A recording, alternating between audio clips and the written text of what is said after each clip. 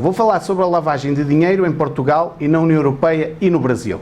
E eu aqui citava o Evangelho, se me permitem, no início, uma parábola, que é: não se pode pôr vinho novo em odres velhos. O vinho novo em odres velhos rebenta com os odres. Por exemplo, Mateus 14:17, ou Marcos, ou Lucas, etc. E aqui é um pouco, é como a legislação da lavagem pode-se alterar muitas vezes, mas se as pessoas, se a mentalidade, nas palavras do historiador Fernando Braudel, que dizia que há a revolução económica, social, política e cultural, mas também a mental.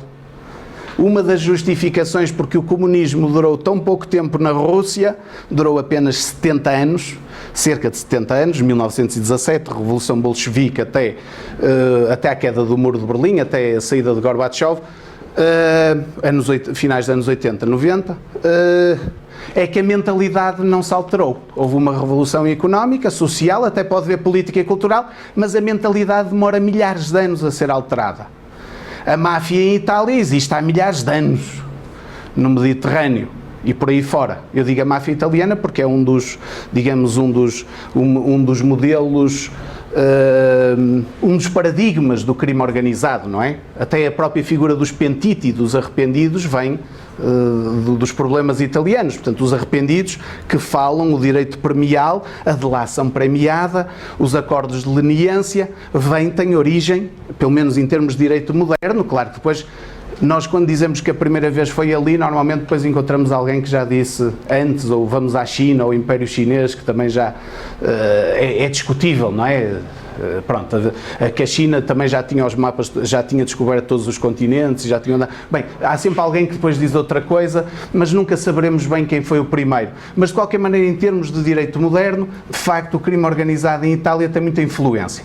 Eu aqui citava, também gostava de citar para introduzir o pensamento do Chico Buarque, mas o Chico Buarque do início dos anos 70, não agora estas polémicas políticas mais recentes. O seu poema que ele termina da Dona Flor e dos seus dois maridos, à flor da terra: o que não tem governo nem nunca terá, o que não tem vergonha nem nunca terá, o que não tem juízo. Eu diria que a nossa civilização ocidental, fala-se muito no mito grego e diz que já os gregos inventaram tudo, e de facto, de certa forma, quando nós estudamos os gregos, já temos quase lá tudo. E certamente sabem que cada deus romano, as Torres Gêmeas de Nova Iorque que o Bin Laden planeou e deitou abaixo, o deus Hermes, o deus grego do comércio, e o deus Mercúrio. Eram duas torres, eram um símbolo do comércio, capital do comércio mundial. Cada deus romano corresponde a um deus grego, como sabem. Eles apenas mudaram o nome. Mas se calhar já nem todos saberão que cada deus grego corresponde a um deus egípcio. Porque a civilização egípcia ainda é muito mais antiga e tem características até semelhantes, e provavelmente depois migraram ali para as ilhas gregas. Portanto, e antes dos egípcios certamente se calhar havia outros. Portanto, volto a repetir, dizer que este foi o primeiro e que tudo nasceu ali, às vezes não é bem assim. Certo que a Grécia, com as suas características próprias, até por serem ilhas, desenvolveu aptidões que muitos poucos sítios no mundo desenvolveram. Um pouco como a Grã-Bretanha, em termos mais modernos, que tem características muito próprias por ser uma ilha e ter, por exemplo, a invenção de uma série de jogos e de esportes tem a ver com essa autonomia e a diferença de pensamento. Estamos na iminência da Grã-Bretanha querer sair da União Europeia, o que afetará toda a economia mundial. Vamos ver o que é que vai acontecer. Mas há um mito grego, dizia eu, que é a famosa caixa de Pandora, o vasilhame de Pandora. Muita gente cita este mito. Pandora abre o vasilhame, a mulher perfeita, a mulher das mulheres. Depois há muitas semelhanças entre a mitologia grega e várias passagens do Evangelho. Há estudos sobre isso muito interessantes.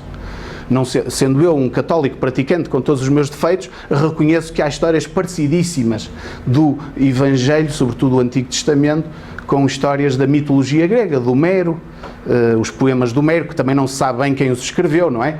Nem sequer se sabe bem se Sócrates existiu ou não, porque Sócrates não deixou nada escrito, apenas Platão se refere a Sócrates. Mas, portanto, Pandora abre o vasilhame, espalha os males e os bens pelo mundo, assim como Eva incita Adão a comer a árvore da ciência e do conhecimento.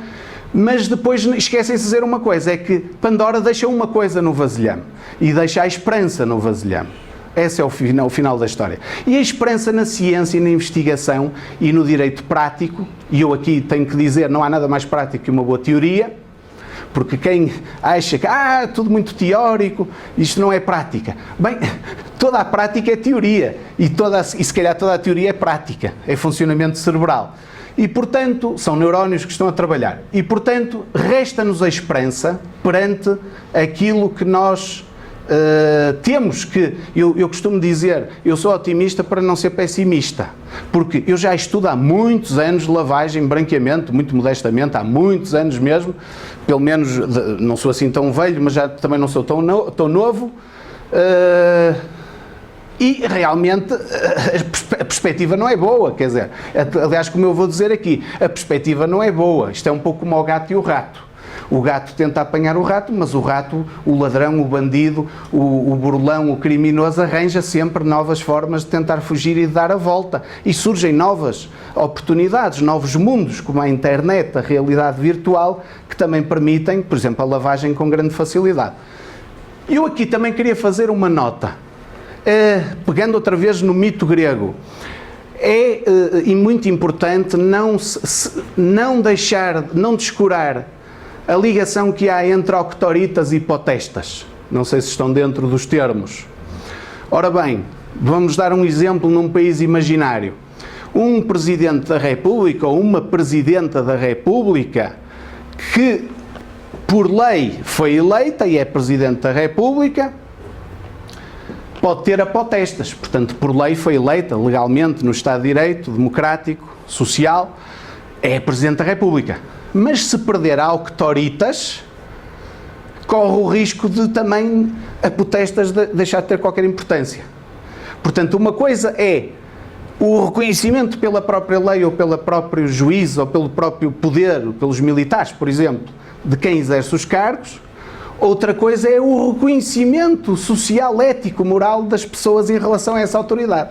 E é preciso manter o equilíbrio entre estas duas, também na lei da lavagem. Também um juiz, permitam-me, com todo o respeito, a ligação que eu tenho aos juízes em Portugal realmente é ter sido júri do acesso à carreira, é essa a ligação que eu tenho, nunca fui juiz nem magistrado, mas tenho o maior respeito, tenho imensos colegas, Coimbra é dos que tem mais na carreira magistratura, entraram, imensos colegas meus seguiram a magistratura judicial e a do Ministério Público, o padrinho, um dos meus compadres é juiz, é um bom juiz do Porto, tem tido sempre a nota máxima, ainda jovem, mas muito bom juiz, tenho muito boa relação com ele, e portanto o que eu estava a dizer, e o maior respeito, um juiz também pode ter apotestas, mas se começar a violar demasiadas vezes a lei, por exemplo as garantias criminais de quem está a investigar, corre o risco de perder a octoritas ou de não ter octoritas e depois perde a potestas ou tem a potestas, mas é só uma questão de dizer, olha, eu sou juiz, mas ninguém me liga nenhuma, sou desconsiderado por toda a comunicação social, sou desconsiderado pela maior parte da população, portanto, acho que expliquei aquilo que quero dizer. Em qualquer cargo ou função é preciso ter apotestas e octoritas, é preciso manter esse equilíbrio, ou seja, é preciso saber mandar, é preciso saber exercer o poder, seja um político, por mais, se for corrupto, evidentemente vai perder a credibilidade aos poucos e vai perder a sua potestas, mais tarde ou mais cedo, se não lhe atirarem de uma forma legal, como por exemplo através da impugnação do mandato. Por exemplo, não é? Eu aqui no Brasil a situação é gravíssima, mas eu acho que é importante, não vou tomar partido, obviamente, não é essa a minha função, mas acho que, portanto, é muito importante todas as partes envolvidas terem apotestas e octoritas e todas as partes envolvidas saberem se respeitar mutuamente. Porque se o respeito termina, corre-se o risco ou de uma guerra civil ou da intervenção do poder militar. É o que a história nos ensina nos vários países do mundo. Ou então muda-se a lei conforme as conveniências. Na Rússia todos podemos admirar muito o Sr. Putin, que tem feito algumas coisas positivas, outras menos boas, mas, por exemplo, ele mudou a lei para continuar a ser presidente, como sabem, porque senão já não era presidente há muito tempo. Passou de presidente para primeiro-ministro e depois de primeiro-ministro para presidente, troca com o Medvedev, não é? Da Gazprom. Pronto, então vamos aqui agora à lavagem mais concretamente. Depois há aqui uma série de publicações que eu tenho feito neste campo. Eu trouxe aqui 2 livrinhos só para mostrar e este aqui tem mais a ver com o direito penal económico e com a responsabilidade penal das pessoas jurídicas e os crimes dos mercados financeiros, das bolsas de valores como a Bovespa, e é óbvio que os mercados financeiros são uma dos pontos onde se lava também dinheiro e outras vantagens. E depois, mais já em 2015, publiquei este livrozinho aqui pela Juruá também, que fala-nos, curiosamente, isto é uma coincidência, e eu aqui falo sobre o tratamento dos dinheiros públicos, tanto em Portugal como no Brasil. E um dos crimes, isto tem a ver com o meu pós-doutoramento, foi aqui orientado pelo Dr. Jonatas Machado, que o Dr. Gomes Canutilho considera o seu principal discípulo. O Dr. Jonatas Machado, o Dr. Gomes Canutilho já se jubilou, e o Dr. Jonatas Machado é que manda lá, digamos, na secção que era o Dr. Gomes Canutilho que mandava. E a responsabilidade financeira e criminal, e eu falo muito sobre o crime de responsabilidade fiscal neste livrinho, mas antes de tudo isto estar a acontecer, isto é coincidência, porque a mim fazia muita impressão, como é que, já há muitos anos que me faz muita impressão, como é que se persegue tanto as pessoas que cometem crimes tributários e não se acontece praticamente nada às pessoas que tratam mal os dinheiros públicos. Está bem, dirão ao Tribunal de Contas, também temos lá, mas o Tribunal de Contas, as FIAs são escolhidas pelo poder político. E depois têm umas decisões que são muito bonitas, muito interessantes, têm algumas sanções, têm um direito sancionatório, mas, digamos, as grandes decisões, o grande endividamento do Estado português, do Estado grego, do Estado italiano, do Estado espanhol, depois cinicamente os do Norte chamam-nos pigs, não é? Pigs, porcos. Pigs, Portugal, Italy, Ireland, Greece, Spain, pigs. Chamaram-nos no Financial Times pigs, mas eu pergunto quem é que serão os maiores porcos? Serão os países do Sul ou serão, como já veremos ao longo da minha exposição, os países que permitem o branqueamento de capitais, inclusive de uma forma legal? Um dos maiores offshores do mundo, vários autores o dizem, um dos maiores paraísos fiscais do mundo, com todo o respeito que eu tenho pela Inglaterra, pelos ingleses que nos ajudaram a derrotar os nazis, é Londres, é a City, é a indústria financeira de Londres. Vários autores apontam isso e eu já lá vou depois provar porque é que, quem são os autores, vou dizer nomes, porque quando se diz num livro ou numa palestra de doutrina, autores, depois tem que se dizer os nomes e onde é que está, já vou dizer, já vou lá chegar. Mas portanto, mas não é só a Inglaterra, depois vão ficar, se calhar não vão ficar admirados porque já leram as mesmas coisas que eu. Mas portanto este livrinho fala sobre isso. Nós tivemos um ex-primeiro-ministro preso durante 9 meses, José Sócrates, não o filósofo, mas o político, em que tem uma carreira bastante atribulada. Uma das coisas que surgiu na altura, primeira, foi de que não tinha sequer um curso, uma licenciatura em engenharia, porque ele é engenheiro.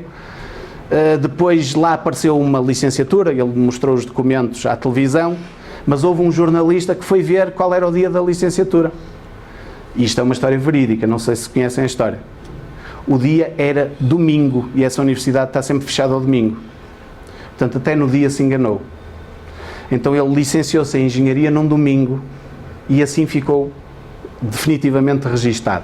Portanto, desconfia-se muito o processo de presunção de inocência, não se chegou a provar que ele não tinha o curso. Entretanto, ele foi acusado de tráfico de influências, corrupção, fraude fiscal e branqueamento ou lavagem. Portanto, nenhum dos crimes se relaciona com o forte endividamento do Estado português. Parcerias público-privadas, contratos de permuta financeira ou swap com grandes multinacionais como a Goldman Sachs e grandes bancos e grandes instituições financeiras mundiais que endividaram o Estado português de uma forma completamente pornográfica, passa a expressão, e as grandes rendas que se continuam a dar a grandes multinacionais que operam em Portugal.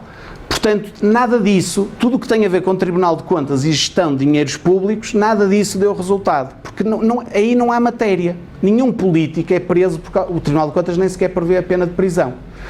Tenta-se acusar e presunção de inocência.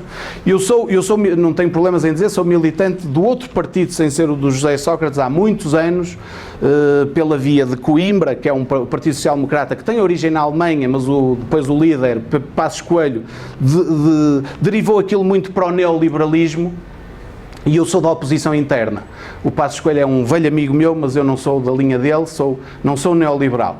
Mas isto só para dizer que mal o José Sócrates foi preso, eu escrevi um artigo no jornal a favor dele. Porque ele estava em Paris, ele dirige-se a Portugal, a Lisboa, para falar com as autoridades, para esclarecer tudo que tem a esclarecer e imediatamente é preso. Lamento, não concordo. Não concordo. Acho que foi uma prisão que viola o artigo 18.2 da Constituição. O direito penal é a última ratio.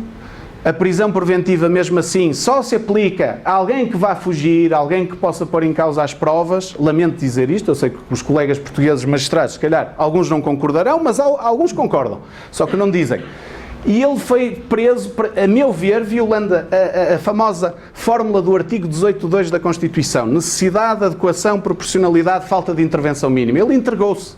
Ele em Paris podia ter voado para o Brasil, podia ter voado para... que não tem, como sabem, uma convenção de extradição assim, nós agora estamos a extraditar uma das figuras que está ligada ao caso Petrobras, que é um brasileiro, mas mesmo assim ele já recorreu. Mas será uma exceção, porque nós não extraditamos o Duarte Lima, aquele célebre advogado que se desconfia que assassinou aqui uma senhora cheia, que tinha não sei quantos milhões no banco, que foi deputado e foi líder parlamentar, formado na Universidade Católica Portuguesa, assim como o Brasil não extradita o Padre Frederico. O Padre Frederico, na Ilha da Madeira, foi condenado, depois de todos os recursos, matou uma criança. Foram encontradas várias provas que era pedófilo em casa dele, provavelmente matou uma criança, segundo o tribunal ficou provada, e já não há presunção de inocência, houve os recursos todos, e ele fugiu para o Brasil.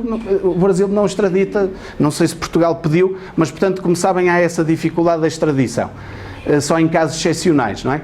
Mas, portanto, isto para dizer que eu nunca votei no José Sócrates, não gosto do José Sócrates, se me perguntarem, mas se achei bem que tudo estava preenchido para ele ser preso, acho que não. Acho que... E agora, teve 9 meses preso em prisão preventiva e ainda não fizeram a acusação, que eu acho que descredibiliza um bocadinho a justiça portuguesa. Acho que já devia ter sido feita a acusação, já passou 1 ano e tal. E ainda não foi feita a acusação. Pronto, isto só para me situar aquilo que eu acho sobre estas coisas. Acho que a presunção de inocência é muito importante, acho que é muito importante, é sagrada para mim. É evidente que numa situação de estado de sítio, estado de urgência, as constituições brasileira, portuguesa, qualquer coisa, francesa, italiana, prevêem essas situações. Se for um estado de emergência de sítio, um estado pré-guerra, é evidente que os direitos, liberdades e garantias têm que ser restringidos, mas sempre na medida da proporcionalidade, da necessidade, da adequação, da intervenção mínima. Aliás, eu aqui cito sempre o artigo do professor Dr. Manuel Costa Andrade, Revista Portuguesa de Ciência Criminal, 1992, o artigo do Dr. Costa Andrade, que fala da dignidade, de quando é que deve ser crime, de quando é que não deve ser crime, e do respeito desta fórmula da necessidade, adequação, proporcionalidade e intervenção mínima do direito penal. De um direito penal moderno, Estado de Direito, com base numa matriz iluminista. Então, o branqueamento em Portugal é o artigo 368-A do Código Penal. O artigo 368-A do Código Penal é já fruto de uma grande evolução e de uma grande influência da União Europeia. Porque o crime de branqueamento começou por ser um crime de um decreto-lei de 1993 em Portugal, que era apenas as vantagens provenientes do tráfico ilícito de drogas e outros estupefacientes e substâncias psicotrópicas, como diz a lei. Portanto, era apenas isso. Apenas as vantagens derivadas do tráfico ilícito de drogas, chamemos assim, em termos simplistas, drogas, era considerado crime de branqueamento. Depois, o cardápio, o menu, foi aumentando. Com o passar dos anos, hoje o 368-A não é como no Brasil, que a origem pode ser a infração penal, como diz a lei, mas é uma série de crimes, como por exemplo fraude fiscal, tráfico de drogas, tráfico de seres humanos, tráfico de crianças, crimes sexuais, tráfico de espécies protegidas e depois todos os crimes que têm uma moldura penal mínima, penso, de 6 meses e acima, eu vou ler aqui num instante, acima dos 5 anos, ora só um momento, Mas, portanto, não é como a lei brasileira. A lei brasileira, nesse aspecto, foi mais além. Portanto, pode ser qualquer infração penal, atualmente, como sabem, com a lei com base de 1998, aqui do livro do seu juiz desembargador, e depois as alterações de 2012, que surgiram, mas que têm por base esta lei, e a criação do COAF, como sabem. Ora, cá está o artigo 368, por acaso está aqui logo. Então é assim, hoje pode ter por origem o lenocínio. O lenocínio, embora aqui nós, penalistas portugueses, achamos que o lenocínio sem violência não devia ser crime, cada um prostitui-se. Já há muitos anos que o Dr. Figueiredo Dias defende isso. Aqui há uma questão moral e ética, sem dúvida nenhuma, que pode ser também religiosa, mas lenocínio sem violência física ou psicológica não deveria ser crime, embora, como sabem agora recentemente, alguns países nórdicos e a França criminalizam o pagamento da prostituição. Que é um pouco estranho. Até já houve uma manifestação em França das prostitutas e dos prostitutos contra essa criminalização. Portanto, por um lado, assistimos à descriminalização, por outro, à neocriminalização de uma série de áreas, mas isso dará asa a outra palestra. Alguém mais especialista dessa área do que eu. Eu, de qualquer maneira, acho estranho. Se me perguntassem, gostavas de ter uma filha, uma pessoa da família nessa carreira da prostituição? Não gostava. Mas cada um tem o direito de ir para o inferno da forma que quiser, desde que não atrapalhe a liberdade do outro. Desde que não interfira na liberdade do outro, cada um sabe de si. Ninguém é obrigado a ser católico, muçulmano ou ateu. Portanto, o Dr. Costa Andrade e o Dr. Figueiredo Dias dizem, pronto, mas isto era um pequeno à parte. Até porque também há partes da Europa, a parte da Alemanha e outros países, a Holanda, em que é perfeitamente legal. Depois dizem que há ali muito tráfico humano envolvido, mas pagam impostos, têm segurança social e vão ter uma reforma. Por exemplo, Portugal é uma situação absolutamente miserável. Quem anda na prostituição, digamos assim, acaba normalmente muito mal. Acaba mal, porque depois nem clientes tem, nem segurança social, nem pagou impostos. Acaba na desgraça, acaba no esgoto. E isso, se calhar, é muito hipócrita e continua a ser dominado pelo crime organizado, como é óbvio, ou semi-organizado. Portanto, é discutível. Mas peço desculpa, voltando ao branqueamento, o crime de branqueamento atualmente com base na União Europeia, isto tem tudo por base as normas da União Europeia, pode ser então o lenocínio, o abuso sexual de crianças ou menores dependentes, a extorsão, o tráfico de estupefacientes e substâncias psicotróficas, o tráfico de armas, o tráfico de órgãos ou tecidos humanos, o tráfico de espécies protegidas, a fraude fiscal, o tráfico de influência, a corrupção e demais infrações previstas num diploma de Direito Penal e Económico que nós temos separado, que é o Decreto-Lei, a Lei 36/94, que depois teve uma série de alterações. Aliás, aqui eu não sei se em termos de tipicidade e ilicitude isto está correto, porque remete para a Lei de 94, só que a Lei de 94 já teve para aí 20 alterações. E, portanto, não sei até que ponto se pode interpretar que remete também para todas as alterações. E dos factos ilícitos típicos puníveis com pena de prisão de duração mínima superior a 6 meses, como eu dizia há pouco, e de duração máxima superior a 5 anos, assim como os bens que com eles se obtenham. Este é o crime de branqueamento atual em Portugal. O brasileiro já sabemos que pode ter por origem a infração penal. E eu aqui, em termos técnicos, é a primeira nota que eu faço. Eu acredito convictamente, eu estou no direito porque gosto, e foi o que eu escolhi, e era o que eu voltaria a escolher, mesmo que digam que há muitos, que há pessoas a mais no direito, não sei o quê, é o que eu gosto, sinceramente é o que eu gosto, e acredito na autonomia do direito. E se eu acredito na autonomia do direito, que não é uma autonomia absoluta, o principal centro de investigação em direito penal na Alemanha, que é em Freiburg, em Breisgau, não é? Capital da Floresta Negra, do Schwarzwald, tem no primeiro andar a criminologia, tem um diretor próprio, e no segundo o direito penal. E já o professor Jeschek dizia, criminologia é ilimitada sem direito penal e direito penal é cego sem criminologia. E, no fundo, a criminologia vai estudar uma série de ciências, sociologia, estatística, matemática, medicina, ADN, genética, arquitetura, engenharia, tudo. A criminologia informática. A criminologia vai buscar tudo porque vai não só ver quais são as causas dos crimes, sendo que a conclusão cada vez mais se aproxima que não há crimes, há criminosos. Cada criminoso é um caso diferente do outro, simplesmente o Estado não tem dinheiro para tratar um de forma diferente, mas um pedófilo, um violador, um estuprador em série sexual é com certeza diferente de um indivíduo que faz crime de manipulação do mercado das bolsas. Pode coincidir, às vezes pode ser as duas coisas, mas são pessoas diferentes, não é? E o sistema prisional trata-os da mesma maneira.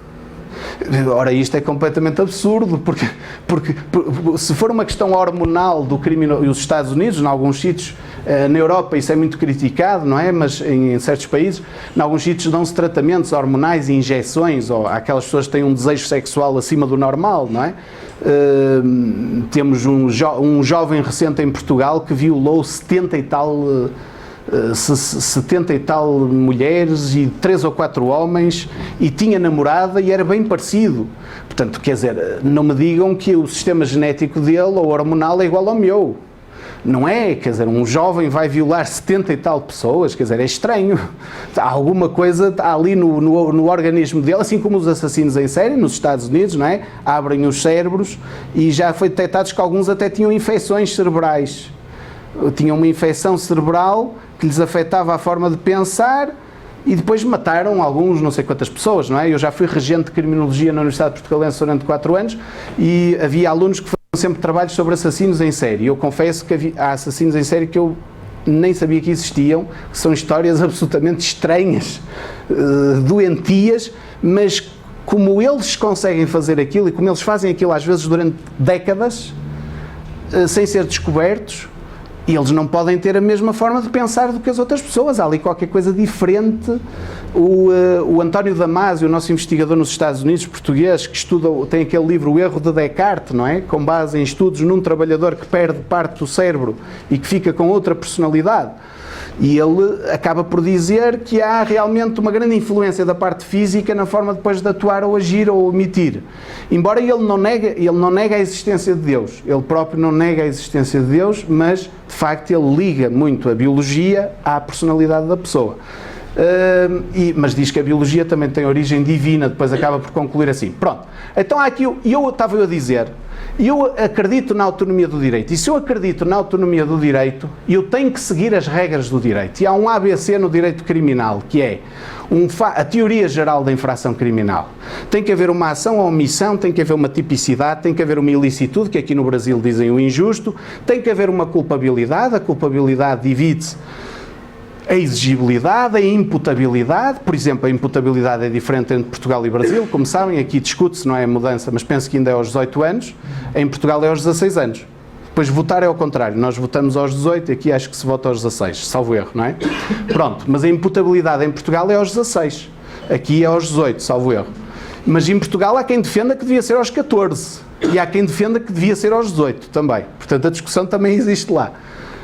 E depois há países anglo-saxónicos onde as crianças com 4 ou 5 anos de matarem outras já são condenadas criminalmente como se fossem imputáveis com 5 ou 6 anos. Portanto, há várias... Pronto. Mas seguindo, ação ou omissão, tipicidade, ilicitude ou injusto, culpabilidade, portanto, imputabilidade, exigibilidade, dolo ou negligência. Seguindo a teoria geral da infração criminal na Alemanha, na França e na Itália. E depois a punibilidade, tem que haver punibilidade, há normas, nós temos lá uma em Portugal que nem sequer punibilidade tem, portanto falta-lhe alguma coisa, uma norma deficiente, manca. E aqui, o crime de branqueamento, com base na legislação europeia, fala que o facto que dá origem tem que ser típico e ilícito. Ou seja, não tem que ser culposo nem punível. Ou seja, não se tem que provar a culpa, nem... E muito bem, a punibilidade depois vem por acréscimo. Não se tem que provar dolo do facto que dá origem. O crime de branqueamento é um crime secundário, não é? Que tem por origem um crime primário, de referência.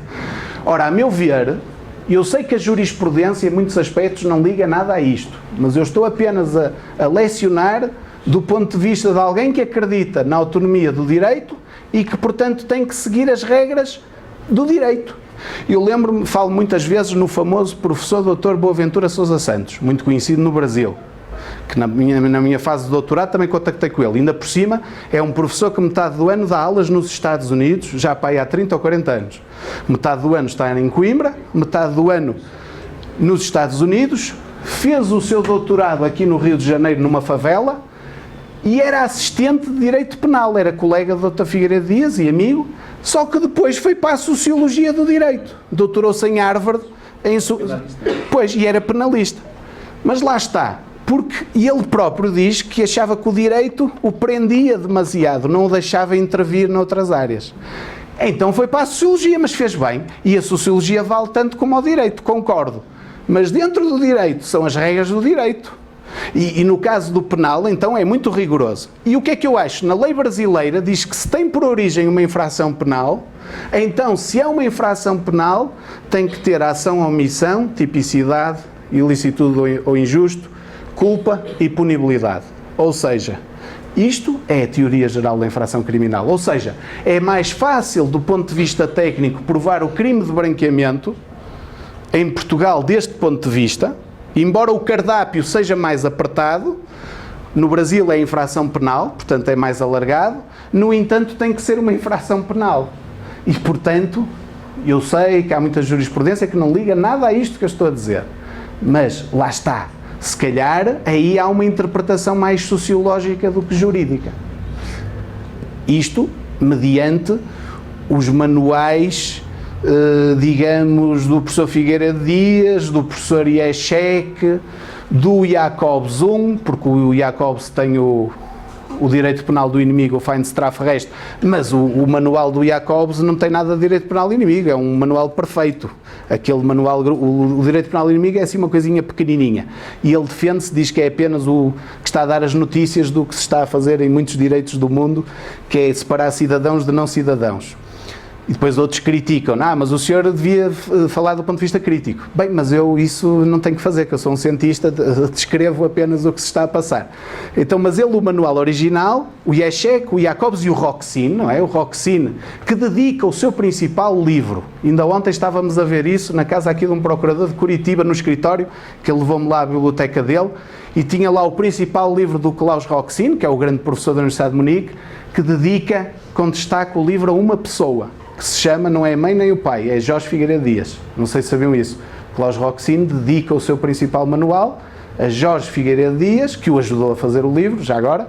Ficam a saber, não sei se sabiam. Assim como o Costa Andrade, porque o Costa Andrade muitas vezes era o que fazia o trabalho todo, porque o Dr. Figueiredo Dias é que dirigia a faculdade, não tinha muito tempo, e ele era o principal assistente dele, e só por isso, mais nada. E, portanto, tem que se seguir a teoria geral da infração criminal se acreditar no direito penal e no direito criminal, nas chamadas ciências jurídico-criminais, não desfazendo a utilidade da sociologia e da criminologia, mas a criminologia serve-nos para nos ajudar depois a fazer a lei. Depois da lei estar feita, o juiz não pode decidir conforme a sua consciência. Não pode, porque a consciência não é uma das suas funções. Tem o direito e o dever de interpretar. E agora, eu assisti agora a uma palestra na PUC de São Paulo, de onde vim, daquele famoso professor brasileiro, muito respeitado em Portugal, Nelson Júnior,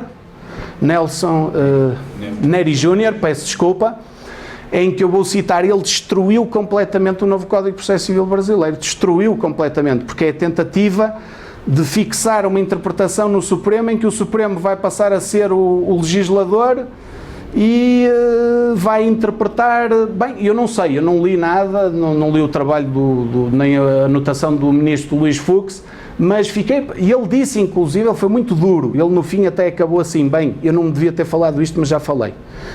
Porque ele falou até em dinheiro e falou em propinas e acha que depois o Supremo vai ser um centro de tráfico de influências em que os lobbies vão lá para fazer as interpretações conforme lhes convém. Estou a citar.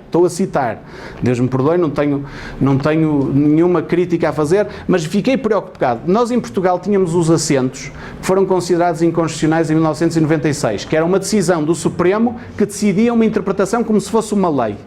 Isso foi considerado inconstitucional e depois até foi revogado por lei em 1996. Agora temos os acórdãos de fixação de jurisprudência do Supremo Tribunal de Justiça, porque nós temos Supremo Tribunal de Justiça e Tribunal Constitucional, não é? Que aqui o Supremo Federal é uma mistura um pouco dos dois. Mas, portanto, a fixação de jurisprudência, que se chama fixação de jurisprudência, não é obrigatória. Os outros tribunais podem continuar a decidir ao contrário. É claro que, se tiverem os mesmos juízes no Supremo, provavelmente quando chegar ao Supremo vão ver a sua decisão rechaçada. Mas não há nenhuma obrigação. Podem continuar a decidir. Eu dou um exemplo concreto. Em Portugal foram descriminalizadas as drogas leves. José Sócrates, e até foi uma boa decisão, porque as prisões estavam cheias de pequenos traficantes e pequenos consumidores que morriam, que tinham SIDA, o AIDS, etc. Era uma grande confusão, hepatite B, hepatite C.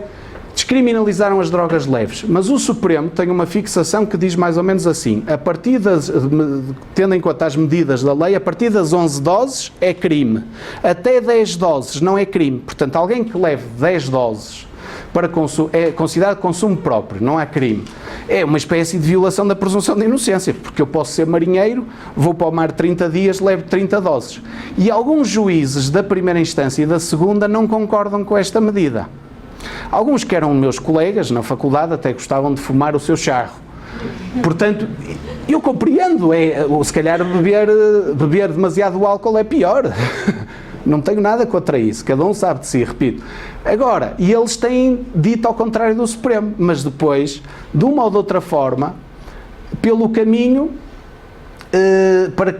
acabam por, muitas vezes até deixam-me prescrever de propósito, o indivíduo acaba por não ser condenado, com essa presunção. Portanto, o indivíduo que leva 11, 12 ou 13 doses acaba por não ser condenado de uma ou de outra forma, eles acabam por diluir na hierarquia, Ministério Público ou Arquivo, ou deixa passar o prazo e não chega ao Supremo. Mas, portanto, é uma fixação que não é obrigatória.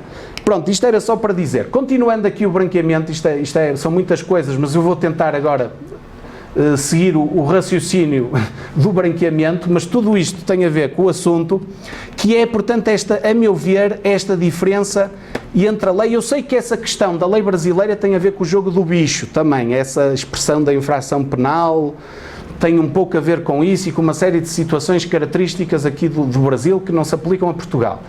Mas, de qualquer maneira, também queria dizer que estamos perante um crime comum, qualquer pessoa que seja imputável pode cometer o crime de lavagem. Por outro lado, em relação ao bem jurídico, havia uma grande discussão em Portugal, há um acórdão de fixação de jurisprudência portuguesa. Quem quiser ver isto do crime de branqueamento tem que ler sempre este acórdão do Supremo Tribunal de Justiça português, Portugal, não é? Publicado, eu agora não me lembro do número, mas é publicado em 13 de dezembro de 2007, na primeira série do Diário da República. Diário da República, que é o jornal, digamos, da República Portuguesa, o jornal onde é publicada a legislação. E este é um acórdão de fixação de jurisprudência sobre o bem jurídico do branqueamento e sobre a questão se há concurso real ou não entre o crime primário e o crime secundário. Eu já vou responder a estas questões. Em relação ao bem jurídico, há uma grande discussão. Cada cabeça, cada sentença. Cada autor diz que é um bem jurídico diferente. E eu defendo, já há muitos anos, que está em causa a paz pública, mas também está em causa a confiança das pessoas, dos cidadãos, na origem lícita de determinados factos ou vantagens. Apenas isto. Portanto, as pessoas que vivem normalmente, que compram e vendem coisas, que pagam serviços, que recebem dinheiro, que pagam dinheiro, princípio também, de certa forma, da boa-fé, acho eu que confiam que a origem, portanto, se for uma pessoa média, confiam que a origem não é criminosa de todas estas transações e, portanto, confiam que as eventuais vantagens que recebam, ou os eventuais dinheiros, ou os eventuais factos que existam, têm uma origem justa, lícita, legal. Colocado o crime 368 no Código Penal Português, na secção realização da justiça, dos crimes contra a realização da justiça, muitos defendem que é esse o bem jurídico. Mas como sabemos, o juiz, não atuando segundo a sua consciência, também não é obrigado a seguir o que diz a epígrafe do artigo ou a epígrafe do capítulo da secção do Código Penal ou da Constituição, seja lá que for. O juiz, se um contrato diz contrato de compra e venda, e depois vai saber é um contrato de usufruto ou um contrato de comodato, não tem que seguir o título a dizer que aquilo é contrato de compra e venda. Portanto, aqui é a mesma coisa, não é? Mas pronto, há quem diga que por estar na secção da realização da justiça, que é esse o bem jurídico que também está em causa. Quanto à questão da lei brasileira, para mim, aqui também é discutível, se calhar aqui o seu juiz desembargador, professor doutor José Laurindo de Sousa Neto, saberá melhor do que eu, sem dúvida, e eu, pelo que eu vi, inclino-me aqui um pouco para a tutela da não lavagem ou ocultação de bens, direitos ou valores. Eu nos bens jurídicos sou assim muito direto. Estou-me a lembrar, por exemplo, no crime de fraude fiscal, o que é que eu acho que está em jogo? Apenas, e eu falo isso aqui neste livro, apenas a recepção de receitas por parte do Estado. Não está em causa a educação, a previdência social, os bens do Estado de Direito Social. Não está em causa, porque isso é outra questão. Depois isso é onde é que vão ser gastos os dinheiros públicos. Vão fazer estádios de futebol, como lá em Portugal, no 2004, que temos 3 ou 4 estádios que não são utilizados, não servem para nada, custaram não sei quantos milhões. Não sei se é aqui o caso do de Manaus, mas nós temos vários estádios que não têm neste momento utilização nenhuma, custaram milhões. Nós somos 10 milhões de habitantes, fizemos 10 estádios novos, um por cada 1 milhão, não é? Temos o do Algarve, que não é utilizado, temos o de Aveiro, que não é utilizado, a equipa baixou para a 2ª ou 3ª, temos o de Leiria, que é ali perto de Fátima, também não é utilizado praticamente, estádios gigantes, estreados em 2004. E outras coisas, temos imensas estradas, autopistas, autovias, onde não passam carros. Aí a Angela Merkel tem razão. Temos imensas obras públicas, portanto, o gasto dos dinheiros públicos não foi justo. Portanto, o que é que está em causa no pagamento de impostos? Apenas a recepção de receitas por parte do Estado. Depois é preciso distribuir bem. Os salários são justos dos servidores públicos, dos funcionários, os gastos na educação. Eu sei que a Constituição brasileira depois tem parte tem que ir para a educação, parte tem que ir para a segurança social e tudo, mas depois o tal crime de responsabilidade fiscal. Houve desvios, houve ou não houve, tem que se provar. Embora aí o sistema especial brasileiro, tem o Senado é que vai provar isso e não um juiz, também tem muito que se lhe diga. Mas é discutível também, não é? Porque acaba por ser o poder político. Pronto, isto para dizer em relação ao bem jurídico, uma coisa é certa, não há ninguém que diga que deve ser descriminalizado e que não há bem jurídico. Aí não há ninguém. Não há ninguém, pelo menos eu não conheço. Por exemplo, no caso dos crimes contra as bolsas de valores, há um professor de Lisboa que diz que não devia ser crime. Mas a tese dele é de Augusto Silva Dias, mas a tese dele é de 2005, antes da grande crise de 2008, e do Lehman Brothers, e do Sr. Bernard Madoff, presidente do Nasdaq, que foi preso, etc. Portanto, ele se calhar aí tinha uma visão um pouco platónica. Ou ingênua. Pronto, então estamos aqui perante os bens jurídicos. Outra questão é se há então, eu sei que o Sr. Juiz Federal Sérgio Fernando Moro também fala nisto, a questão de se há concurso entre crimes, por exemplo, o crime de corrupção, crime de tráfico de influências, crime de peculato, fraude fiscal, branqueamento, lavagem de dinheiro. Eu aqui há muitos anos que sigo a tese do professor Dr. Eduardo Correia. O professor Dr. Eduardo Correia era o mestre de Figueiredo Dias. O professor Dr. Eduardo Correia tem um livrinho que vale a pena ler, que se chama Unidade e Pluralidade de Infrações, sobre o concurso, se o concurso é aparente ou se o concurso é real. Portanto, se as penas se somam, se são crimes em que se somam as penas, ou se há um concurso aparente e um crime como consome o outro, e apenas a pessoa é condenada por um. Aqui há o critério dos bens jurídicos, que são bens jurídicos diferentes, então há concurso real.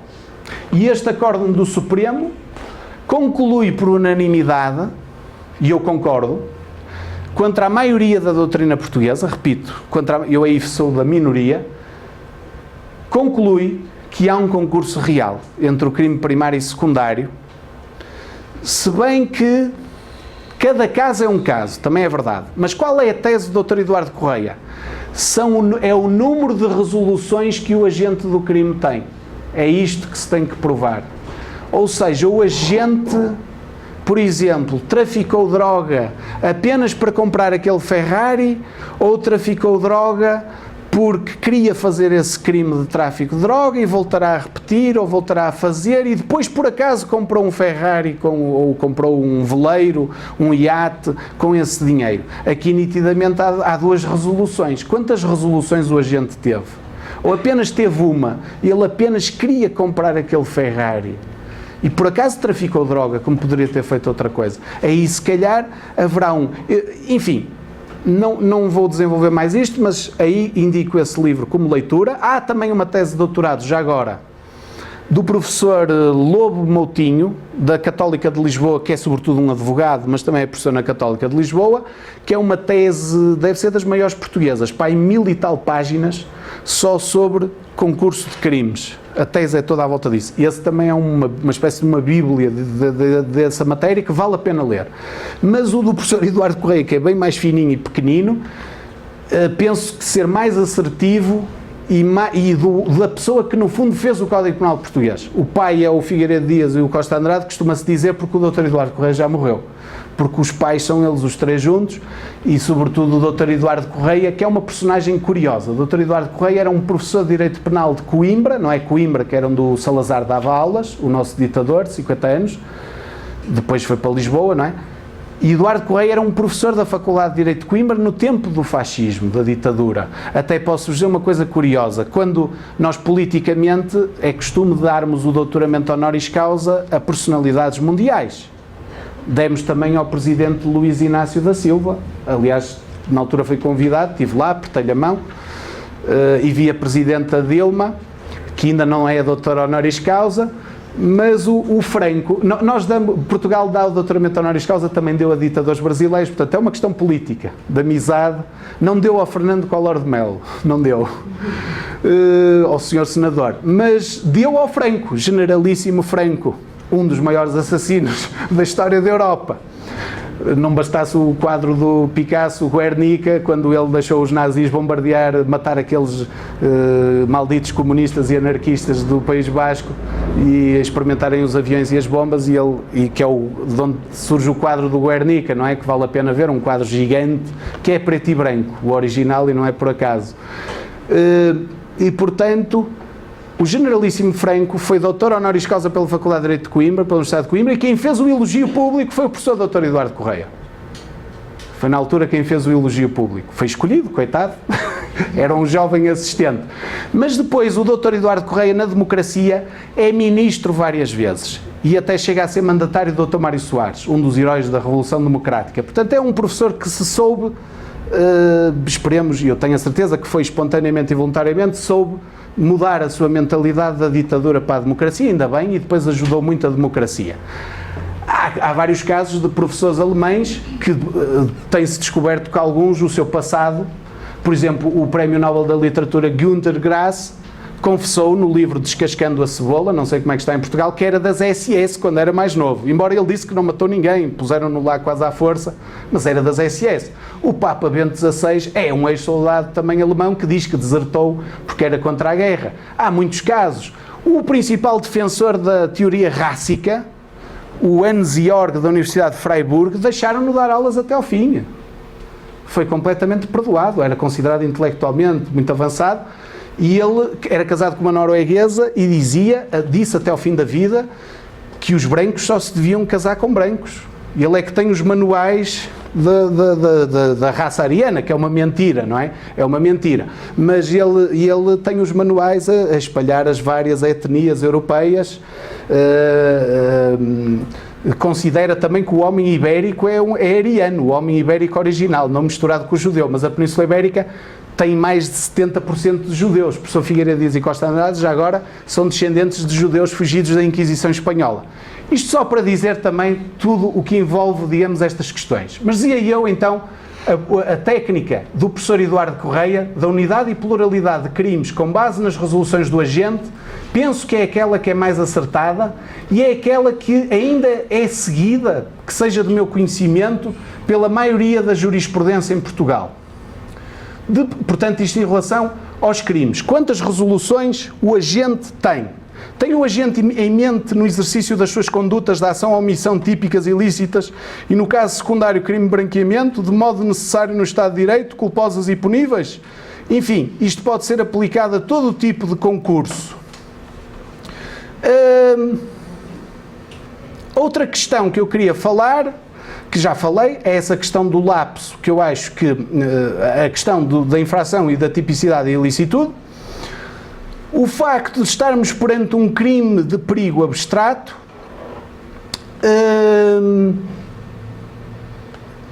no caso português estamos de facto perante um crime de perigo abstrato, aí também há uma grande discussão se os crimes de perigo abstrato serão constitucionais ou não. Em Portugal a situação está resolvida, são considerados, não são considerados, nunca foram considerados inconstitucionais, é uma tutela antecipada da proteção do bem jurídico.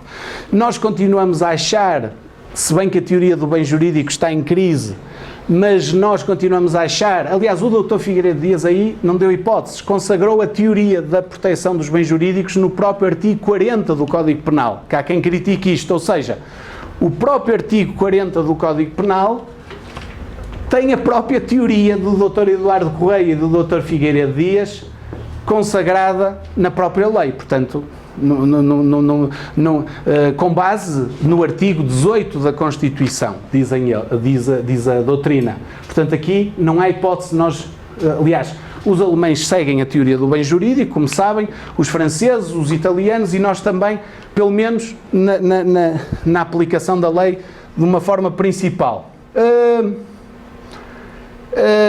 A questão dos bens jurídicos individuais e coletivos também não está posta em causa. Nós achamos que a nossa Constituição tem bens jurídicos individuais e também jurídicos coletivos e ambos podem ser protegidos do ponto de vista penal, embora seja a última ratio sempre. Porquê? Porque o direito penal não pode ser visto como uma panaceia medicamentosa, passa a expressão, para todos os males e tudo o que de mal se passa na sociedade. Como é óbvio, o direito penal aparece no final. Por exemplo, no crime de homicídio a pessoa já está morta, não há nada a fazer.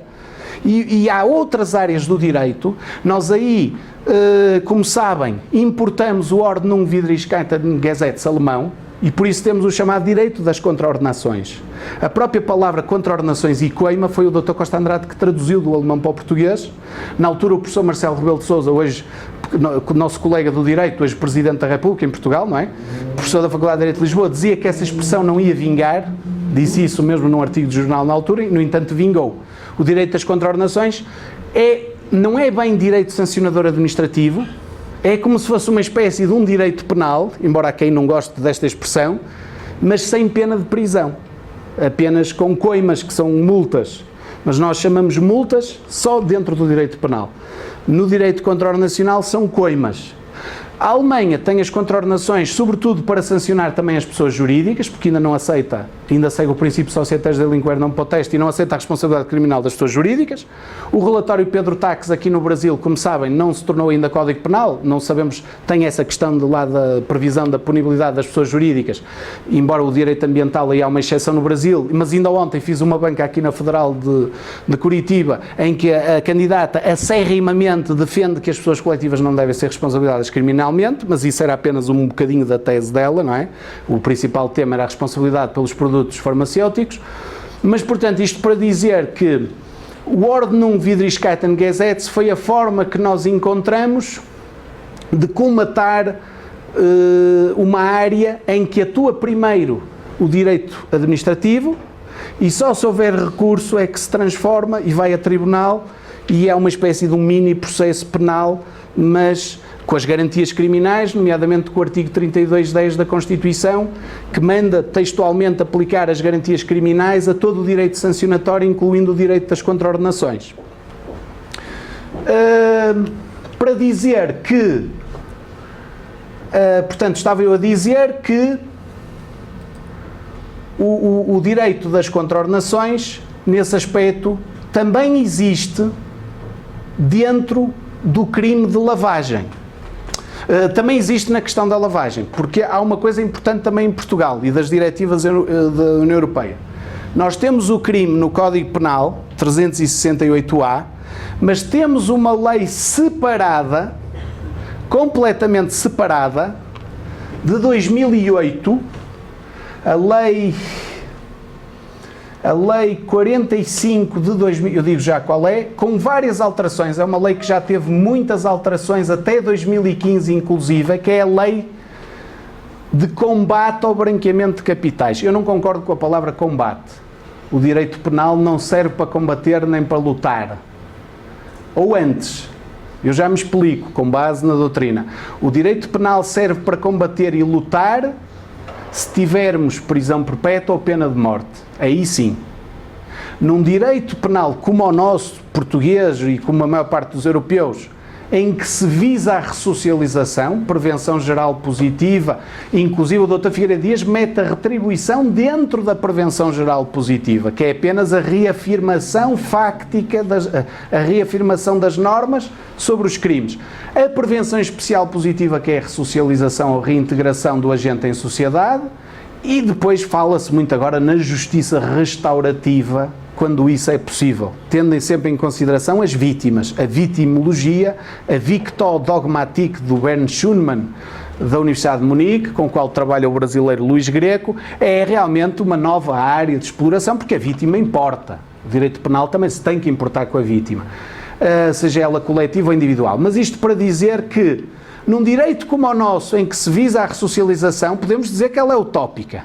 Não é combate. Direito penal não é combate. É claro que depois sabemos que há constituições que dizem que não há pena de morte e que a prisão máxima é 25 ou 30 anos e na prática aplicam a pena de morte.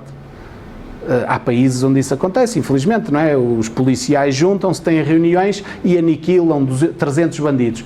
Isso foi falado agora num congresso de criminologia onde eu estive, nos Estados Unidos, que de facto a pena de morte muitas vezes não está na lei, mas está na prática. Tanto de um lado como do outro. Os bandidos também se juntam, agora vamos matar não sei quantos policiais. Agora vamos assassinar, infelizmente, não é? A tragédia das mãos limpas, o juiz Giuseppe Falcone, o Bonini e outros foram assassinados pela máfia. É triste, mas infelizmente a história da humanidade é essa. E Deus queira que isso aconteça cada vez menos e cada vez seja mais difícil, mas de facto, se nós visamos a ressocialização, ia dizer, então há uma outra lei, e essa lei diz do combate, e erradamente, a meu ver, não deveria ser combate. Eu já vou dizer qual é a lei, porque entretanto aqui fechei a janela sem querer. É uma lei de 2008, fruto de uma série de diretivas que me parece ser importante que a estudem e que eu sei que já influencia, parte dela, as alterações brasileiras de 2012. No entanto, entretanto, já houve uma série de alterações também nesta lei portuguesa, que tem por base uma série de diretivas da União Europeia, repito. E, portanto, a lei eu digo já rapidamente, o tempo passa muito depressa, não é? Já são 11 e tal, e eu agora vou tentar terminar isto depressa, mas eu ainda tinha aqui, porque a conclusão é importante, a conclusão que eu ia fazer aqui sobre... Eu já digo rapidamente, ora já apareceu aqui, já. Portanto, a lei é a lei de combate, cá está, ela chama-se de combate, não há volta a dar. Aliás, o legislador muitas vezes utiliza na própria legislação a palavra combate e luta, aí não há nada a fazer, a palavra está lá, a meu ver, e a ver de muito boa gente, erradamente. Pode-se dizer a ressocialização é uma utopia, em muitos casos, se calhar é. Mas a utopia, como sabem da palavra grega utopos, um não lugar, é algo impossível. Mas se nós não tivermos a tal esperança, se não tivermos a pensar que não vamos fazer algo melhor, então eu volto ao princípio da minha palestra. Então desistam de tentar prevenir a lavagem, desistam de perseguir criminosos, porque ela vai continuar sempre. Enquanto o ser humano for ser humano, vai haver boas pessoas. Eu acredito que existe o bem e o mal, mas mesmo em termos jurídicos, mas pronto, a lei está aqui. A lei é a lei 25/2008 de 5 de junho. Lei 25/2008 de 5 de junho, salvo erro, não foi? 5 de junho, exatamente. 5/6, que já teve imensas alterações, não vou dizê-las aqui todas, é uma série de diretivas. Teve alterações em 2009, alterações em 2012, alterações em 2013, alterações em 2014, 2 alterações em 2015, é fruto de uma série de diretivas, diretiva 2005, portanto foi transposta muito depois, 3 anos depois da diretiva, portanto fora, Portugal de antes transpunha sempre, porque o prazo da transposição de diretiva é uma legislação europeia que tem que ser transposta para o ordenamento jurídico interno de cada um dos países da União Europeia, dos 28, normalmente são 2 anos. E antigamente Portugal passava sempre os 2 anos, sempre.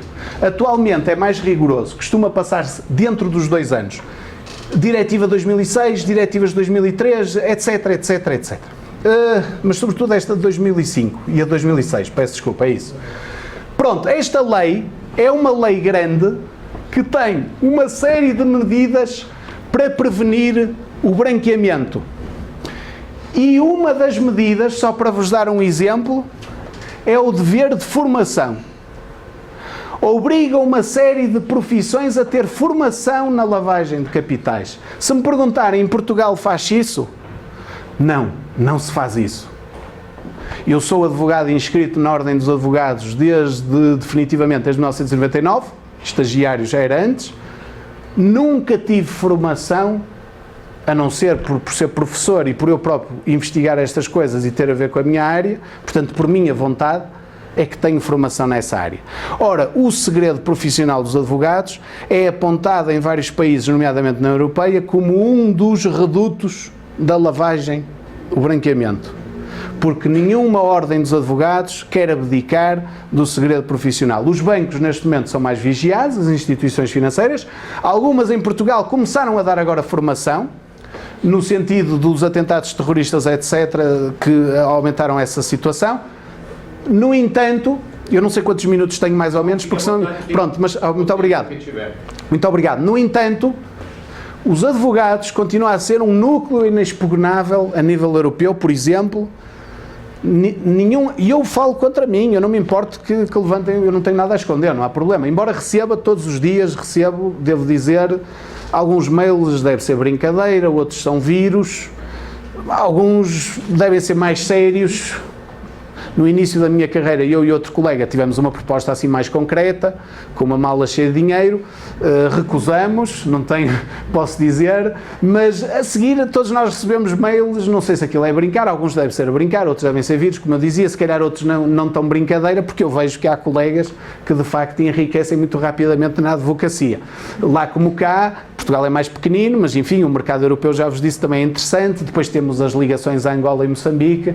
Angola, recentemente, um procurador foi acusado em Portugal, um procurador do Ministério Público, que tinha pedido a licença para advogar em Angola e que tinha muito dinheiro na conta.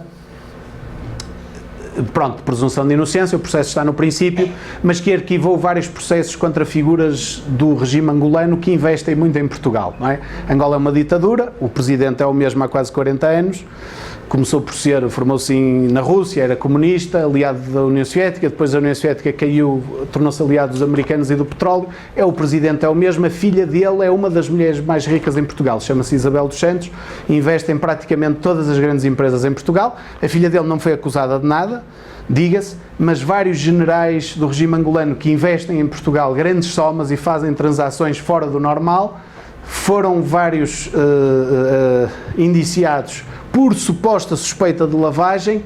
No entanto, houve um senhor procurador que de repente arquivou quase todos os processos e que agora foi apanhado com grandes quantias de dinheiro nas suas contas e que parece que um órgão de comunicação social parece que já confessou parte para tentar, lá está a leniência, o acordo de ser diminuída a pena, parece que já confessou parte do dinheiro foi depositado por pessoas ligadas ao regime angolano.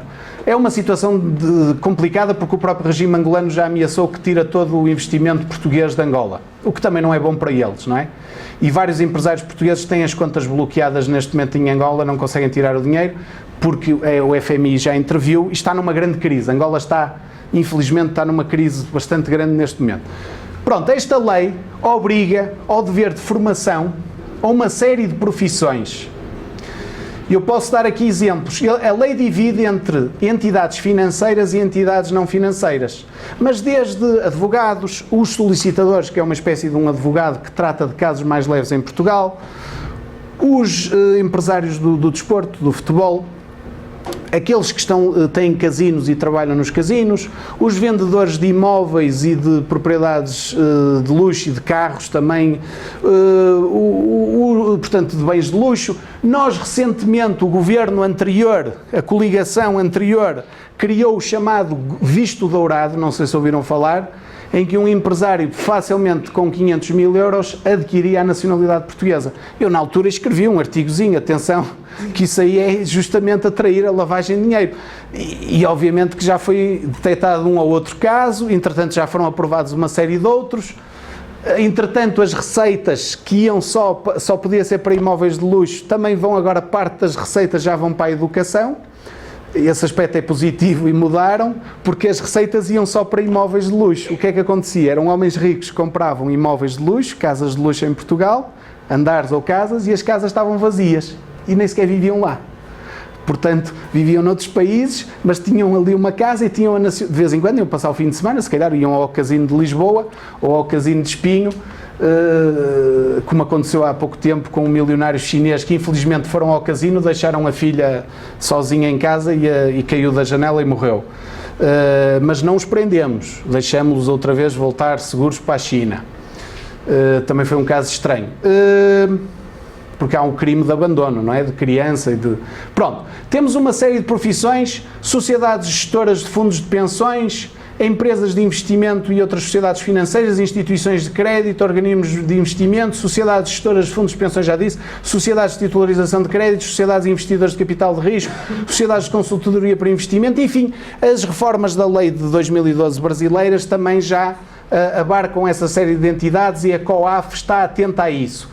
Aqui a grande questão que eu tinha a dizer, além das profissões individuais, que eu não cheguei a dizê-las todas, mas disse-as quase todas, que são obrigadas a uma série de deveres. Dever de identificação, dever de diligência, dever de recusa, dever de conservação, dever de exame, dever de comunicação, dever de abstenção, dever de elaboração, dever de segredo, dever de controle, dever de formação. O dever de formação, inclusive, eu acho que devia ser aproveitado pelas escolas de magistratura em Portugal, estou a falar de Portugal e da realidade europeia, devia ser aproveitada pela Ordem dos Advogados, devia ser aproveitada pela Ordem dos Solicitadores, devia ser aproveitada pela Ordem dos Técnicos Oficiais de Contas e os Revisores das Ciências Contábeis, não é? Como se diz aqui no Brasil. Não é, não vejo formação nenhuma. As universidades deviam aproveitar, que até era uma forma de fazerem cursos e formação na prevenção da lavagem e ganharem dinheiro com isso e ganharem mais alunos. Não se passa nada. Não se passa nada. Mas isto tudo que eu estou a dizer vai de encontro às minhas conclusões, que eu daqui a bocado estou-me a aproximar cada vez mais delas. Então esta lei, isto é o que temos. Portanto, temos na teoria uma boa lei, a meu ver, mas na prática, as escolas, por exemplo, de negócios, business schools, escolas de gestão, não se interessam muito pelo... Eu trabalhei 10 anos na sede do maior empregador privado português, Grupo Sonai, que o engenheiro Belmiro de Azevedo já teve, tem ainda muitos shoppings no Brasil, foi dono do Big, do Mercadorama, da Candy e depois vendeu ao Walmart, não é? Era o homem mais rico, agora é para aí o terceiro, está muito mal, está doente, o dinheiro não lhe vale grande coisa, mas era o homem mais rico de Portugal na altura. Trabalhei 10 anos lá e a sensação que eu tenho é que as escolas de gestão, no Porto há uma escola famosa, já com nome internacional, Business Porto School, uma escola privada, forma gestores, eu digo isso na minha tese de doutorado, mas não se preocupa com a prevenção do crime, porque o que interessa é o lucro. E o que interessa é o lucro e continua. Está bem, fala-se também muito no meio ambiente, mas muitas vezes é greenwashing, como sabem. Greenwashing é gastar milhões a fingir que estamos a defender o meio ambiente e do outro lado estamos a poluir muito mais. Veja-se o problema agora do xisto. A exploração do xisto que cria danos ambientais terríveis. Gasta água, gasta milhões de hectolitros de água e polui. Quem explora o xisto, sobretudo o xisto agora está a ser exportado pelos Estados Unidos para a Europa, até já exportou para Portugal, mas no sítio onde é explorado é horrível, é horrível. A poluição é muito maior, qualquer bocadinho de água de tratamento de xisto que caia, nunca mais nasce nada ali. Eu não sei se aquilo se pode dizer radioativo, mas é parecido. mas é mais rápido até. Cancerígeno, etc, etc, etc. A discussão em Espanha agora está a ter essa discussão, se explora ou não.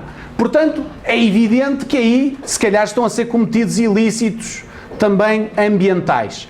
O crime de branqueamento pode ser executado por ação ou omissão, obviamente. Não vou perder muito tempo com isto. Já falamos sobre a interpretação da origem, sendo infração penal ou apenas facto típico e ilícito. Repito, na Europa, em Portugal, não se pôs por acaso apenas facto típico e ilícito por origem. Não foi por acaso, foi propositado. Foi para facilitar a prova. Foi para facilitar as decisões dos juízes. Depois, a questão do concurso já vimos. E, finalmente, aproximando-nos do fim, é óbvio que também temos esta possibilidade de atenuação da pena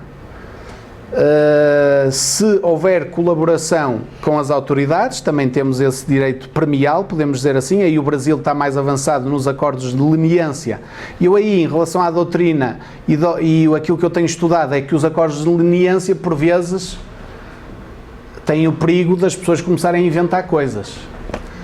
Para se safarem, começam a inventar. Olha, aquele também fez isto, também fez aquilo, o outro também fez aquilo, etc, etc, etc. Depois os jornalistas exageram, a comunicação social, e às vezes as pessoas são destruídas na imagem pública e são até, se não são inocentes, pelo menos não fizeram 90% das coisas que lhes são apontadas. E há o perigo do direito premial desvirtuar então isso. Faltam 4 ou 5 diapositivos aqui desta parte. Essencial falar na diretiva 2015-849. Esta ainda não foi transposta, é muito recente. Diretiva 2015 de que data? De 20 de maio.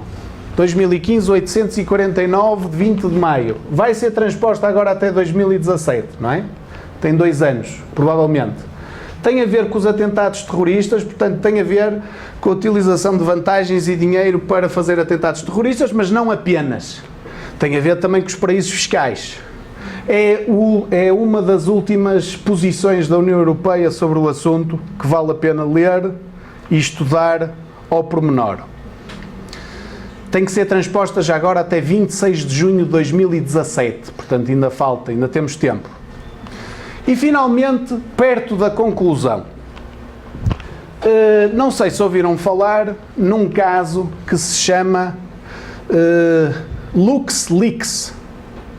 LuxLeaks, agora utiliza-se muito a expressão leaks, não é? Ligando a um escândalo, não é o Panama Papers, é anterior. Los papeles de Panamá. O LuxLeaks é um escândalo ligado a um país fundador da União Europeia. Chama-se Luxemburgo. LuxLeaks. Lux também vem de luxo, mas também tem a ver com o Luxemburgo, que é um principado, um país relativamente pequeno, mas um dos principais países da fundação da União Europeia, ali bem no centro da Europa. É um escândalo financeiro que revelou em novembro de 2014 os detalhes das operações secretas de 343 grandes empresas transnacionais para evitar o pagamento de impostos. As operações utilizaram a chamada elisão fiscal ou planejamento tributário. O escândalo foi revelado por um consórcio de 80 jornalistas de 36 países, portanto parecido com os papeles de Panamá. Se calhar alguns até são os mesmos. Que analisaram documentos obtidos através desse consórcio, não se sabe bem muito como é que os arranjaram, segredo da fonte de informação. Então as operações contaram com o apoio do governo de Luxemburgo, causando a indignação da Europa. Portanto, nós estamos aqui num contexto da austeridade, onde países com dificuldades económicas... Eu venho ao Brasil desde 2011 e em 2013 ainda ontem um colega me lembrou, modestamente me lembrou isto. Pois o Gonçalo já dizia, o professor Gonçalo já dizia em 2013 que o Brasil estava numa situação parecida, que isto ia explodir como Portugal. As pessoas todas endividadas, caso que tudo a crédito. Até que depois chega ao Estado e corta os salários dos funcionários públicos, as empresas cortam os salários dos funcionários públicos e há magistrados em Portugal que não conseguem pagar as contas, neste momento em Portugal. Não são muitos, mas há. Assim como há professores, assim como há uma série de profissões a passar essa situação horrível. Nós estamos a falar desta situação do LuxLeaks enquanto há esta grande austeridade nos países da Europa, que deu no que deu. O Syriza foi eleito na Grécia, na Espanha ainda não há governo, não se sabe se é o Podemos, se é quem é. Em Portugal houve uma mudança de governo, o que foi mais votado não é primeiro-ministro, que é o Pedro Passos Coelho, ainda bem. O Parlamento juntou-se todo e meteu lá o António Costa, também um jurista, por acaso colega de turma do meu irmão, ex-aluno do Presidente da República, Marcelo Rebelo de Sousa.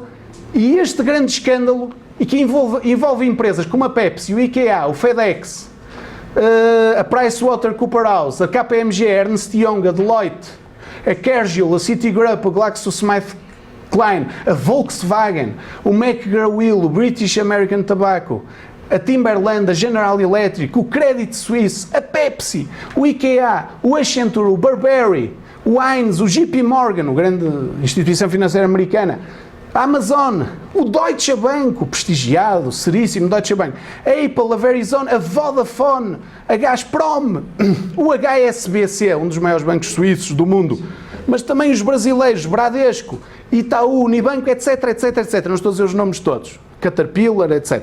Todas estas grandes empresas fugiram milhares de milhões de euros através de um esquema de elisão fiscal bem no coração da União Europeia. Quem era o primeiro-ministro do Luxemburgo? Não tenho pessoalmente nada contra ele. Alguém sabe? O primeiro-ministro do Luxemburgo, na altura que fez isto, que facilitou tudo isto, o Sr. Jean-Claude Juncker, atual presidente da Comissão da União Europeia, que se defende, diz, pois, mas isso era a nossa lei que facilitava. Chegou a haver um princípio de moção de censura, ou houve no Parlamento Europeu, mas não passou, porque a maioria é do grupo chamado PPE, Popular Europeu, e não deixaram passar.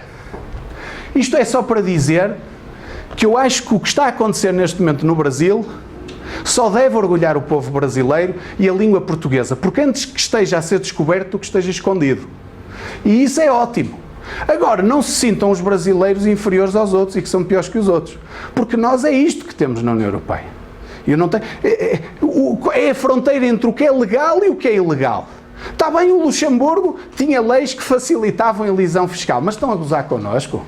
Fugiram milhares de milhões de euros ao orçamento da União Europeia, que morreram pessoas já à fome na Grécia, em Espanha, em Portugal. Há milhões de desempregados. Em Portugal emigraram 500 mil pessoas nos últimos 4 anos, quase todos jovens, altamente qualificados, que as nossas universidades formam.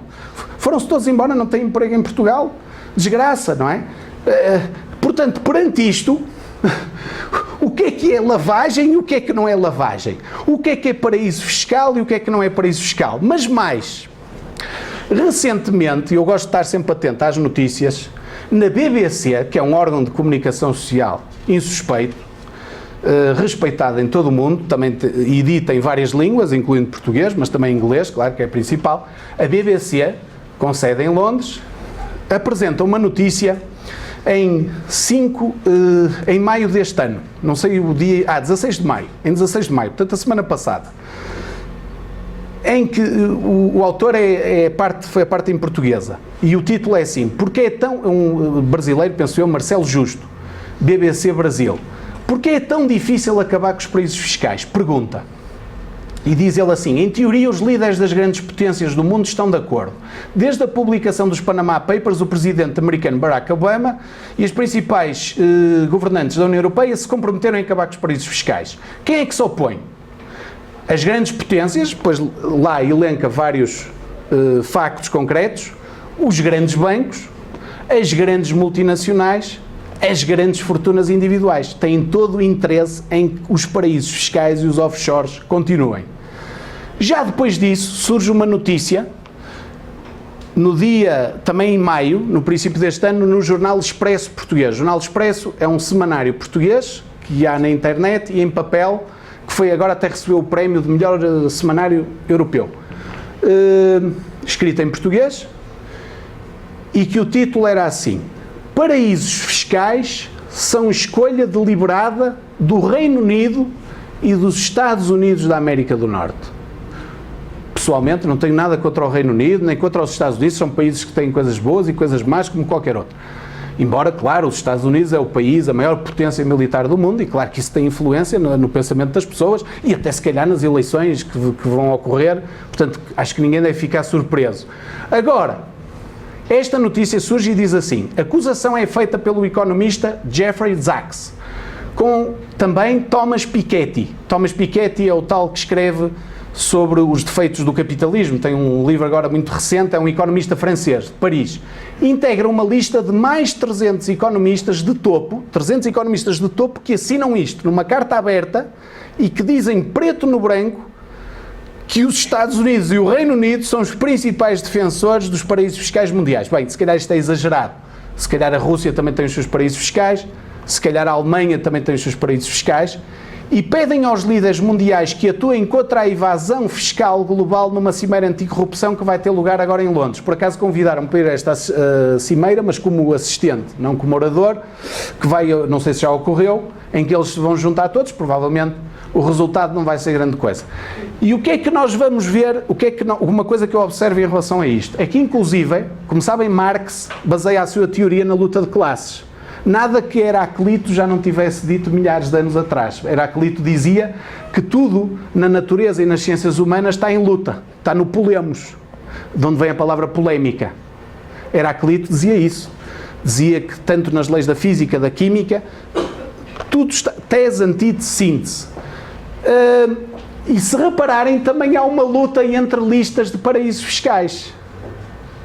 A lista dos paraísos fiscais do Congresso norte-americano não é igual à lista dos paraísos fiscais do Parlamento português, não é igual à da União Europeia, não é igual à da Suíça. A Suíça aparece como em vários sítios como um dos principais paraísos fiscais. Não é igual a uma série de organizações independentes que existem, de vários investigadores mundiais que se juntaram, basta procurar no Google, em que o Panamá, é certo, aparece sempre quase, mas 11º, 12º, 15º. Antes do Panamá, aparecem vários dos países do G7. Aliás, os Estados Unidos assumem que têm o Delaware, que é um Estado paraíso fiscal. Eles próprios assumem isso. Mas o que dizem os independentes é que os Estados Unidos, por exemplo, perseguem muito os seus cidadãos na fuga aos impostos. Algumas empresas agora estão-se a deslocalizar para a Irlanda, não é? Facebook e Google, salvo erro, não sei se já fizeram isso, para não pagar tantos impostos. Mas isso é outro problema por causa das políticas do Obama. Mas eles perseguem e as penas são altíssimas. Têm pena de morte em 30 e tal estados e têm a pena perpétua para o white collar crime em vários estados. O Sr. Bernard Madoff, em Nova Iorque, apanhou prisão perpétua, ex-presidente do Nasdaq. Embora o vão consultar, não é? Porque o senhor sabe muito sobre aquilo, ainda o vão consultar. E acho bem. Mas a questão não é essa. É que os Estados Unidos depois facilitam, como sabem, os capitais, os grandes escândalos do WorldCom, Arthur Andersen e Enron no ano 2000, surgiu a lei Sarbanes-Oxley, dos senadores, que vigia melhor as contas das empresas. Depois houve os atentados de 11 de setembro e o Patriot Act do presidente Bush, que fizeram uma série de capitais fugir dos Estados Unidos, e então muitas das políticas posteriores são para tentar atrair capitais de fora.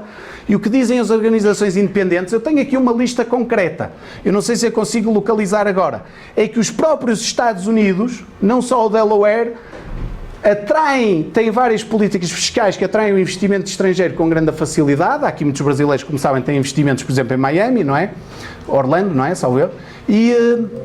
E facilitam e não estão muito preocupados de onde é que vem o dinheiro.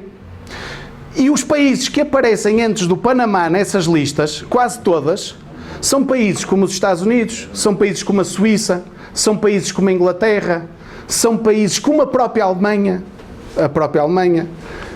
e depois as Andorras, Hong Kong, o Belize, as Ilhas Caimão, as Ilhas Virgem, as Seychelles, as ilhas, uma série de ilhas, não é?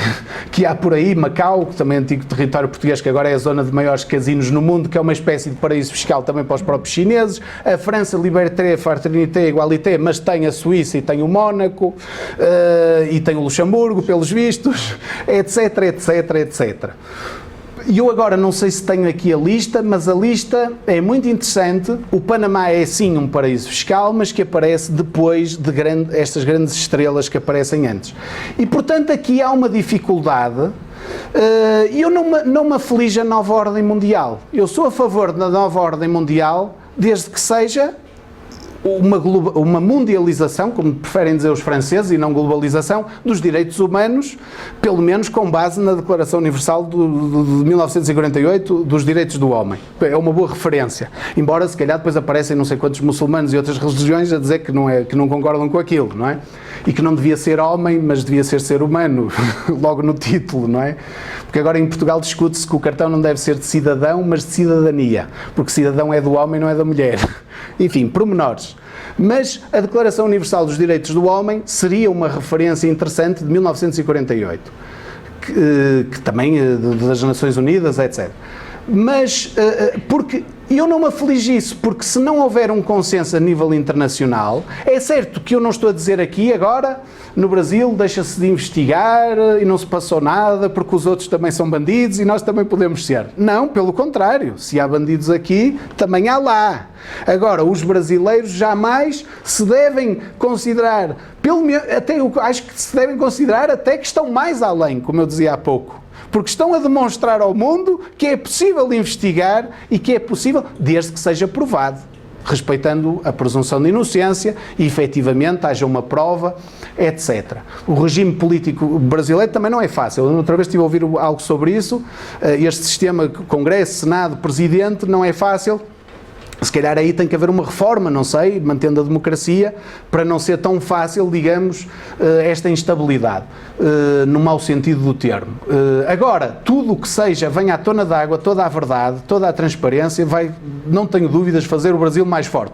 Outro problema, para finalizar ainda, é as chamadas moedas virtuais, como o Bitcoin, em que se está a fazer lavagem de dinheiro ou de vantagens de uma forma, claro que as polícias e os magistrados têm que ter muito mais gente na área informática a ver o que é que se passa aqui, porque isto aqui ainda é mais difícil de detectar. Portanto, é uma moeda virtual que nós não sabemos onde está e que, de certa forma, nos dá tudo aquilo que o dinheiro nos dá, o dinheiro comum. E, portanto, como controlar isto neste mundo virtual que não se sabe onde estão as coisas, no fundo. Não se sabe onde é que está o dinheiro, não está na Austrália nem está na África do Sul. Está algures no mundo virtual e fazem-se transações de milhares de milhões no mundo virtual. E, portanto, era isto que tinha a dizer. Em relação, voltando um bocadinho ao principal, que Toritas e Apotestas, manter este equilíbrio não é fácil e não desistindo nunca de prosseguir o caminho que deve ser prosseguido, de investigar, de ter coragem, de não desistir, porque há uma coisa que eu também costumo dizer: se o bem não existisse, o mal já tinha ganho há muito tempo. E já nos tínhamos bombas atómicas, já o mundo tinha desaparecido há muito tempo. E se ainda estamos cá, é sinal que o bem, digamos, desse ponto de vista ainda existe, porque para mim, direito sem ética não vale a pena. Muito obrigado pela vossa atenção, estou ao dispor para perguntas. Muito obrigado.